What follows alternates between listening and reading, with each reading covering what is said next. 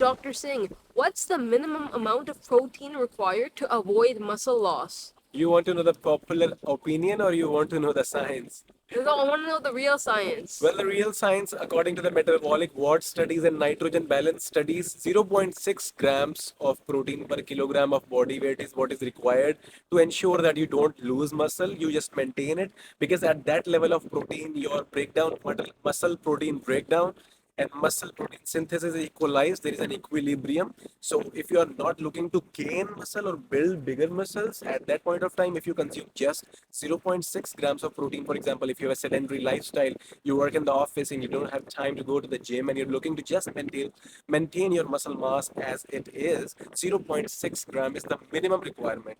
Now the RDA is the recommended daily allowance. So that is 0.8 grams of protein per kilogram of body weight, and that is because they wanted to ensure that whole population can benefit from the protein and nitrogen studies. So sometimes it might happen that in some population groups or in some certain cases, 0.6 gram might not work. So they gave a number that is 0.8 grams to cover the entire population.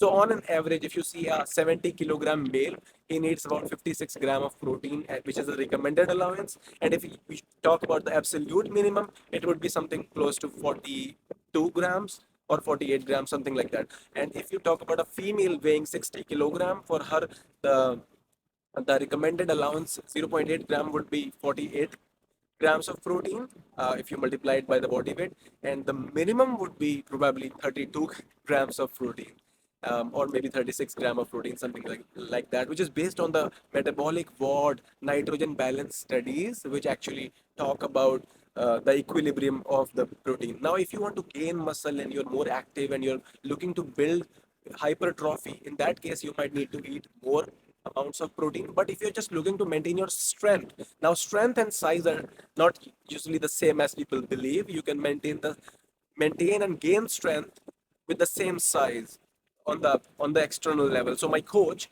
he's a power lifter and he is 73 age. His age is 73 and he's a power lifter. And how much protein does he eat? He's a fruitarian. He eats fruits. So he eats a 3000 calorie diet with fruits and vegetables and sometimes nuts and seeds.